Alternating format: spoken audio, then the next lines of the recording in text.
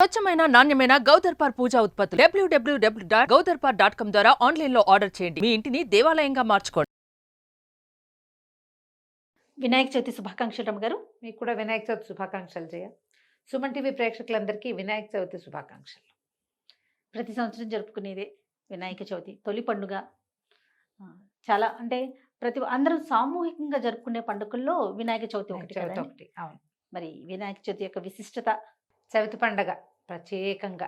తర్వాత ఈ మాసం అంతా శూన్య మాసంగా చెప్పుకుంటాం. వినాయక చవితి నిమజ్జనోత్సవాలు అవి పూర్తయి పౌర్ణమి వెళ్ళంగానే పితృపక్షాలు ప్రారంభమైపోతాయి. ఈ మొదటున్న 15 రోజుల్లో చాలా ముఖ్యమైన రోజు ఈ చవితి పండుగ. మామూలుగా చవితి దేనికి పనికిరాదు, ఏ వ్యవహారానికి చవితి నాడు ఏం చేయకూడదు. కానీ మనకి 2 చవితులు విశేషంగా చేస్తాం మనం. ఒకటి నాగుల చవితి చేసుకుంటాం. ఓకే. నాగుల చవితి కొంతమంది చేస్తారు, కొంతమంది చేయరు, అలవాటు ఉంది లేదు. వినాయక చవితి సార్వజనీన పండుగ, అందరూ చేసుకుంటారు. భారతదేశంలో అన్ని ప్రాంతాల్లోనూ గణేష్ చతుర్థి విశేషంగా చేస్తారు. ప్రత్యేకించి ఇదేంటంటే సామూహికంగా 10 రోజుల పాటు 9 పూర్తి రాత్రులు జనమంతా కుల మత విచక్షణ లేకుండా ప్రతి వాళ్ళు పాల్గొనే ఉత్సవాలు ఈ గణపతి ఉత్సవాలు. ఆద్యమైన దేవుడు, మొదటి దేవుడు, పంటల దేవుడు, సస్యదేవుడు అని చెప్తారు గణపతిని. ఈ భాద్రపద శుద్ధ చతుర్థి నాడే ఈయనని పార్వతీదేవి తయారు చేసి పెట్టిందని, ఆయనకి ప్రాణం పోసి ఆయన శిరస్సుని భర్త చెనిగితే మళ్ళీ ఏనుగు శిరస్సుని పెట్టి కుమారుడిగా భావించి తనతోటి ఉంచుకుందని చెప్తారు.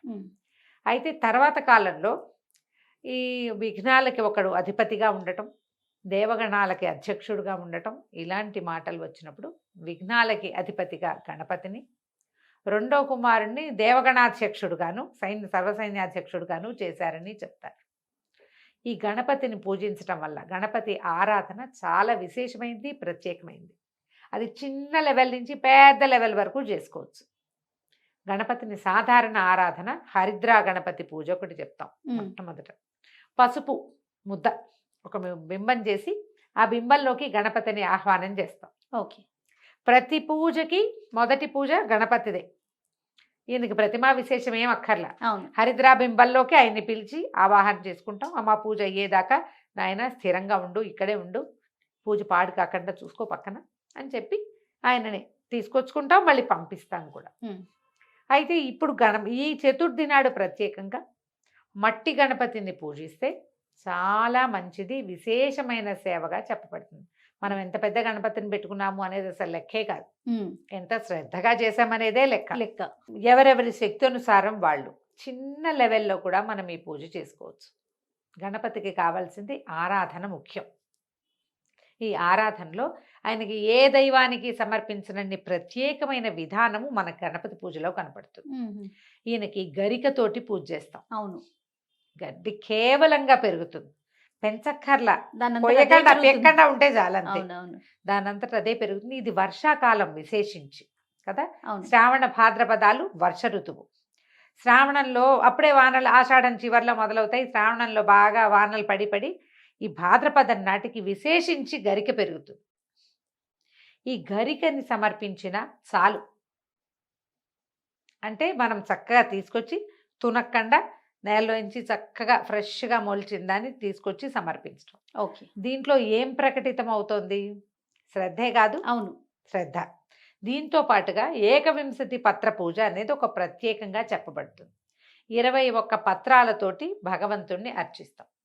ఈ గణపతిని సస్యదేవుడుగా చెప్తారు. ఈయన పంటలకి దేవుడు. ఆయన ఆకార విశేషమే పంటలకి ప్రతీకగా కనపడుతుంది. ఆయన చూడు ఇంత గుండ్రటి బొజ్జతోటి ఇట్లా కనిపిస్తాడు, లంబోదరుడుగా కనపడతాడు. ధాన్యపు గాదె ఆకారం. అవును కదా. అవును. అక్కడి నుంచి ఆయన చెవులు శూర్పకర్ణుడు, పెద్ద పెద్ద చేటలు లాంటి చెవులు. ఈ ధాన్యాన్ని చెరగడానికి తూర్పార పట్టడానికి వాడేవి చాటలే. ఇప్పుడు మానేసి రకరకాలు తెచ్చాం మనం. చేటలు లేని ఇళ్ళున్నాయి. ఇది వరకు చేట జల్లెడ కవ్వము లేని ఇల్లే ఉండేది. అవునండి కదా. కత్తులు కొడవళ్ళు వాటితో పాటు చేట జల్లెడ కవ్వం తప్పకుండా ఉండాలి ఒక ఇంట్లో. ప్రతి గృహ అవసరాలకే కావాల్సింది. ఈ పంటలకి ఆసరా అయిన వస్తువులలో ముఖ్యమైన వాటిలలో చేట కూడా ఒకటి. చెవులేమో చేటల్లాగా ఉంటాయి. అక్కడి నుంచి ఆయన పొట్టకు ఒక నాగబంధం కడతారు, కనిపిస్తుంది కదా, అవును. సర్పబంధం కనిపిస్తుంది. ఇంత చిన్న ప్రతిమ తెచ్చినా మనము నా- ఆయన బొజ్జకు ఒక ఉపవిత్తం, ఒక తాడు కట్టినట్టుగా ఆ బంధము నాగబంధంగా కనపడుతుంది. ఈ పంటలని ఎలుకల నుంచి రక్షించడానికి పాములు కావాలి, మ్మ్. పంటల్ని రక్షించడానికి ఇది నాగబంధంలాగా కనపడుతుంది. పంటల దేవుడు ఆయన పేరే ఈ నామధేయాలలో సస్యదేవుడు అనేది ఒక దైవారాధన క్రమంలో మనకి నామం కనపడుతుంది. ఇప్పుడు ఈ కాలం ఏంటంటే వర్షాకాలం, ఇంతకుముందే వానలు మొదలైపోయినాయి. ఈ మట్టితోటి గణపతిని పూజించి, ఈ పత్రాలతోటి, ఈ గరికతోటి విశేషంగా సేవించి, వాటిని ఏం చేస్తాం, మళ్ళీ మనం నిమజ్జనం చేస్తాం. మ్మ్. 2 పద్ధతులు చేస్తారు. తీసుకెళ్ళి పొలాల్లో పెట్టేయటం, అవును, లేదా ప్రవహించే నీటిలో కలిపేయటం. వేయటం. నేలకి సత్తువ, నీళ్ళకి ఔషధ గుణం. మ్మ్. ఈ రెండిటి కోసము ఈ పద్ధతిని ప్రవేశపెట్టారు. మన పండగలన్నీ కూడా ఎలా ఉంటాయంటే సీజన్ పండగ మంది. ఎస్, ఈ సీజన్లో ఏం చేయాలో ఏది చేస్తే మన ఆరోగ్యానికి కూడా ఆలోచించే ప్రజల పెట్టారు కదా ప్రజల రమ్మగారు. నీ ఒక్కదాంది నా ఒక్కడిది కాకుండా ప్రజలది, ప్రజలకి మనందరిది. సార్వజనీనమైన ఆరోగ్య రహస్యం కోసమే ఈ పద్ధతిని ప్రవేశపెట్టారు. అప్పుడు అందరూ చేసుకునేవాళ్ళు. పెద్ద మట్టి గణపతి అడుస్తోటి చక్కగా గణపతిని చేసేవాళ్ళు. 9 రోజులు విశేషంగా అర్చన చేసేవాళ్ళు. లేదా ఒక రోజు చేసుకుంటాం, 5 రోజులే చేసుకుంటాం. అవును, తీసుకెళ్ళి మళ్ళీ పొలాల్లో పెట్టేసుకోవటం. ఇంత పూజ చేసిన దాన్ని పెడితే పాజిటివ్ ఎనర్జీ. అంతే. ఈ పత్రంతా పొలంలో తొక్కేసేవాళ్ళు, మ్మ్. అంతా పొలంలో కలిపేసేయటమే. మట్టిలో కలిసిపోతే మట్టికి బలం వచ్చేస్తుంది. మ్మ్. ఈ పద్ధతుల కోసం మొదలుపెట్టి క్రమంగా ఏమైంది, మనకి పొలాలు, పండ్లు, నీళ్లు, ప్రవహించే నీళ్లు, మనం దాగటాలు ఇవన్నీ పోయినాయి. సేవాకాలం మాత్రం మిగిలింది. అవును, సేవ మిగిలింది. దీంట్లో ఇప్పుడు ఏం చేసాం మనం, సేవ ఒకటే మిగుల్చుకోవటం కాకుండా రంగురంగుల గణపతులను తెచ్చాం. ఆకులు, ఏ ఆకులు అంటే అక్కడ పత్రాలేమో పేర్లు చదివేస్తుంటాం. మరొక పత్రం సమర్పయామి, బదరీ పత్రం సమర్పయామి, అపామార్గ పత్రం సమర్పయామి అంటాం. అంటాం. సమర్పయామి ఏదో ఒకటి సమర్పిస్తాం, అవును, ఏదో ఒకటి సమర్పించాల్సే వస్తుంది. మరి ఇది లేవు, ఏం చేస్తాము? వాటిని సంపాదించే మార్గాలు అన్వేషించి 21 మాత్రాలు సంపాదించి పేరు పేరున అదేమిటో తెలుసుకుని ప్రతిదానికి ఉన్న మెడిసినల్ వాల్యూ మనం అర్థం చేసుకుంటే అది మనకి ప్లస్. ఓకే. ఇప్పుడు బయటికి వెళ్ళి పిక్ చేసుకురావాలి, ఒకటి కోసుకురావాలి. ఆకు గుర్తుపట్టద్దు, అవును, అవును. పట్టాలి. కోసుకొచ్చిన వాడికి ఆరోగ్యం, ఆ పత్రాన్ని ముట్టుకుని దేవుడికి సమర్పించిన వాడికి ఆరోగ్యం. అది ఏ మట్టిలో, ఏ నీటిలో కలుస్తుందో ఆ మట్టిలో పండిన ఆహారం తిన్నా, ఆ ప్రవహించే నీటిలో నుంచి కొంత నీటిని స్వీకరించినా అది కూడా ఆరోగ్యమే. ఆరోగ్యమే. అందుకని ఇలాంటి విధానాల్ని ప్రవేశపెట్టి ఉండవచ్చు. ఎందుకంటే మన పూజలు, మన పండుగలు ఇవన్నీ ఎవరు నిర్దేశించారు? మనం సరదాగా పెట్టుకున్నవి కాదు కదా.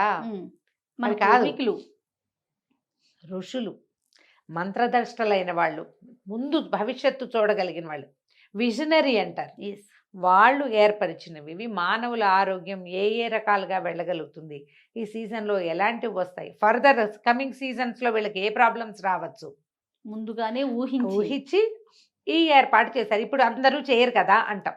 కొంతమంది చేసినా చాలుగా, అవునా కదా? అవునండి. కొంతమంది చేసినా సరిపోతుంది. ఇంకా పూజా విధానం ఎలా చేసుకోవాలి రమ్మగారు? ఒక మట్టి గణపతిని తెచ్చుకోవటం ఉదయమే.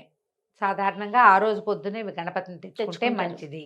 మీ ఇళ్లలో ముందు రోజే తెచ్చుకోవటం, నిద్ర చేయాలని, మాకు నిద్ర చేసింది పనికిరాదు. ప్రాంతీయాచారాలు ఏముంటే, గ్రామాచారాలు ఏముంటే ఇక వాటిని ఫాలో అవటం.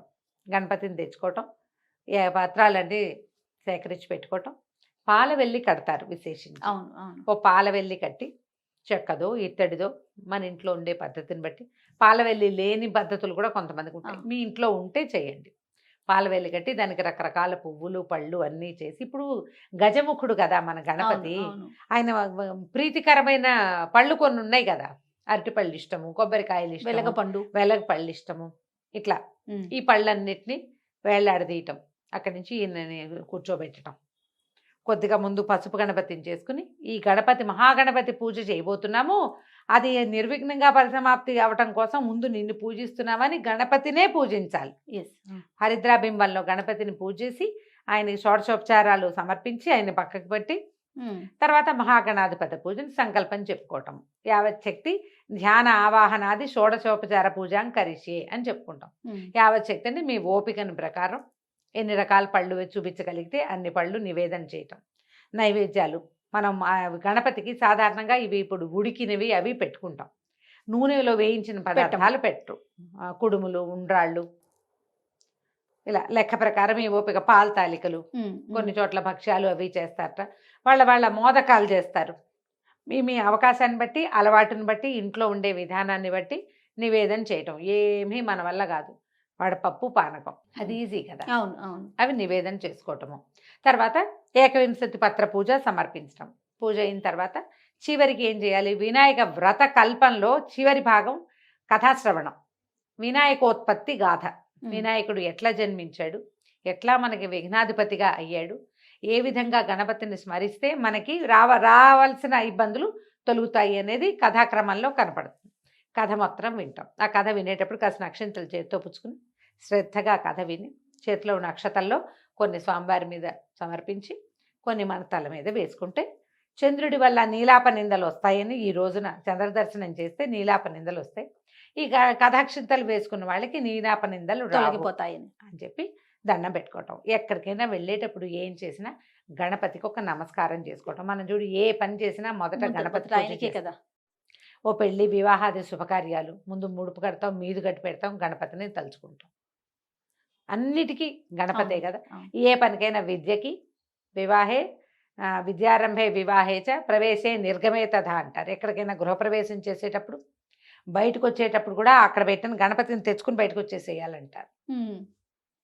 సంగ్రామాల్లో ఏదైనా యుద్ధానికి వెళ్ళేటప్పుడు సర్వకార్యేషు అని చెప్తారు. ఏ ప్రతి కార్యంలో అయినా కూడా విఘ్నం రాకుండా ఉండాలంటే గణపతిని తప్పకుండా కొలవాలి, నమస్కరించాలి. విశేషించి సేవించుకునేందుకు మనకి ఇప్పుడు అవకాశం ఉంది కాబట్టి ఈ రోజున ఉదయం కానీ సాయంకాలం కానీ మేము ఈ అవకాశాన్ని బట్టి గణపతిని ప్రతిష్ఠ చేసి పూజ చేసుకోవటం. యావత్ శక్తి 3 రోజులు ఉంచుతారా, ఒకే రోజు ఉంచుతారా మీ ఓపిక. 3 రోజులు, 5 రోజులు, 9 రోజులు, మన కావలసిన అన్ని రోజులు. తర్వాత స్వామివారిని సాగనంపేసేయాలి. పూజా విధానం పిల్లలకి ఏంటంటే పిల్లల పుస్తకాల్లో స్వస్తికులు వేసేస్తాం.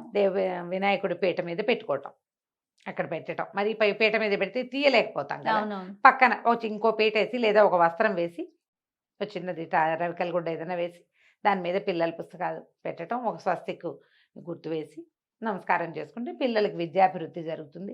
చెవులు పట్టించి గుంజీలు తీయించండి.